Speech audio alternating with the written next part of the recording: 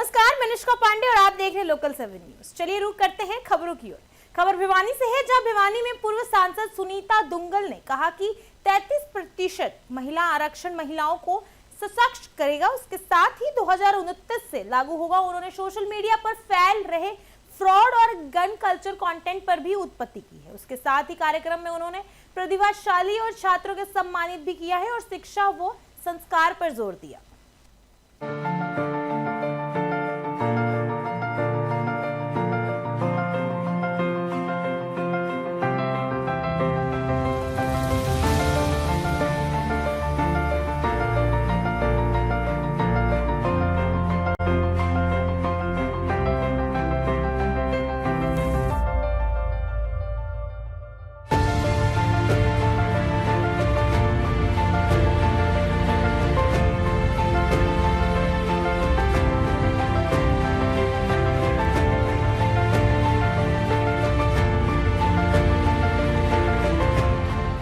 आज ये भिवानी में राष्ट्रीय प्रतिभा विकास मंच जो है, इस संस्था के माध्यम से 2 दिन के लिए बच्चों की वर्कशॉप चलाई गई है, जिसमें जो बच्चे चाहे वो पढ़ाई में हैं, चाहे वो खेलों में हैं, चाहे अन्य किसी गतिविधि में हैं, उनकी प्रतिभा को विकसित करना, उनकी प्रतिभा को और निखारना, इसके उपलक्ष्य में ये 2 दिन की वर्कशॉप जो है इसकी तरफ से रखी गई है। इसमें हमारे पूरे हरियाणा भर से बच्चे आए हुए हैं, 100 से भी ज़्यादा बच्चे यहाँ पर उपस्थित हैं और पूरे हरियाणा भर से अलग अलग क्षेत्रों से हमारे शिक्षा के लिए जो है वो शिक्षक आए हुए हैं और बहुत से हमारे ऐसे सीनियर ऑफिसर्स भी आए हुए हैं जो बच्चों को मोटिवेट कर सकें। तो ये राष्ट्रीय प्रतिभा विकास मंच 2021 के अंदर जो है ये बनी थी और तब से लगातार बच्चों को मोटिवेट करने के लिए ये समय समय पर वर्कशॉप भी लगाती है। हर साल में एक बार वर्कशॉप लगाती है और जो भी हमारे प्रतिभावान बच्चे होते हैं उनको सम्मानित भी करती है।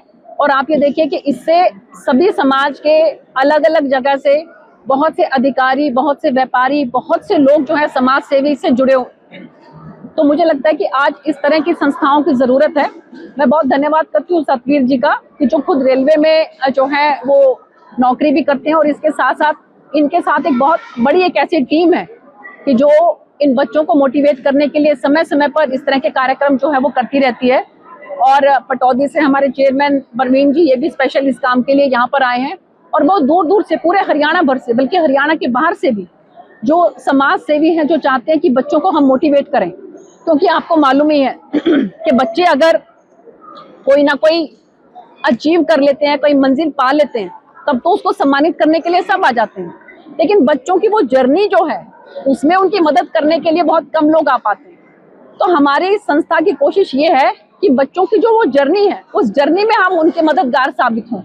क्योंकि अगर हम उनकी उस जर्नी में मददगार साबित होते हैं और वो बच्चे वो कोई मंजिल को पा लेते हैं, तो वो बहुत ही धन्यवादी होते हैं। वो फिर से हमसे जुड़ते हैं कि अब हम भी और आगे बच्चों को मोटिवेट करने के लिए आपकी संस्था के साथ जुड़ेंगे। जो महिलाओं के लिए आप इस प्रकार से देश भर में लागू हुआ, उसको आप कैसे देखते हैं? आप महिला सांसद कैसे देखते हैं? देखिए, मेरा परम सौभाग्य है कि 17वीं लोकसभा के अंदर जब ये नारी वंदन अधिनियम जो बिल ये आया था, तो उसमें भारतीय जनता पार्टी की तरफ से सबसे पहली महिला मैं ही थी उसमें बोलने वाली। और मैं बहुत धन्यवाद करती हूँ हमारे संगठन का, माननीय प्रधानमंत्री नरेंद्र मोदी जी का, कि जिन्होंने ये महिलाओं को मौका दिया है। और अभी 16, 17, 18 3 दिन के लिए स्पेशल सेशन जो है वो बुलाया जा रहा है। उस सेशन के अंदर जो इसमें और अमेंडमेंट की जाएंगी, पहले जो किसी तरह के विपक्षी लोग जो भ्रांतियां फैला रहे थे कि 2029 के अंदर ये लागू हो पाएगा कि नहीं लागू हो पाएगा, तो इस चीज को क्लियर करने के लिए जो है ये स्पेशल सेशन बुलाया जा रहा है, जिसमें ये बिल्कुल साफ हो जाएगा, स्पष्ट हो जाएगा। माननीय प्रधानमंत्री जी ने भी अपने जो है वो सोशल मीडिया के माध्यम से सबको इस बात के बारे में अवगत कराया है, उनको सबको बताया है कि 2029 के अंदर 33% जो रिजर्वेशन महिलाओं के लिए है वो लागू हो जाएगा। आपके माध्यम से सभी बहनों को, सभी महिलाओं को मैं इस बात के लिए बहुत बहुत बधाई और बहुत बहुत मुबारकबाद देना चाहती हूँ। कितना अहम मानते हैं महिलाओं के लिए? आज से आगे कितना सुधार होगा? देखिए, मुझे लगता है कि इसका बहुत जो है लाभ आगे मिलने वाला है, क्योंकि जो महिलाएं सक्षम हैं, जो महिलाएं समाज सेवा में कुछ करना चाहती है, वो इसमें बढ़ चढ़ कर हिस्सा लेंगी।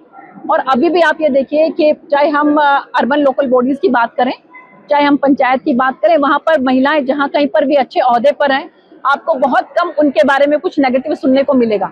उनकी कोशिश रहती है कि जो पद उनको मिला है, जो जिम्मेवारी मिली है उनको उचित तरीके से उसका निर्वहन करें। तो मैं इसलिए आपके माध्यम से बहुत धन्यवाद करनी चाहती हूँ कि महिलाएं जो इसमें बढ़ चढ़कर आगे आएंगी तो वो हमारे देश को विकसित बनाने में, हमारे देश को आगे ले जाने में बहुत बड़ा उनका योगदान रहेगा। परिसीमन के बाद जो लगभग 15 के करीब लोकसभा सीटों बिल्कुल, देखिए परिसीमन के बाद जिस तरीके से संख्या जो है, चाहे लोकसभा सीटों की करें चाहे हम विधानसभा सीटों की करें, वो जो बढ़ेंगी उसके अनुपात में ही 33% जो है वो महिलाओं को रिजर्वेशन मिलेगा। तो उसके हिसाब से आप अंदाजा लगा सकते हैं कि संख्या कितनी भारी संख्या जो है वो लोकसभा के अंदर और विधानसभा के अंदर महिलाओं की रहने वाली है।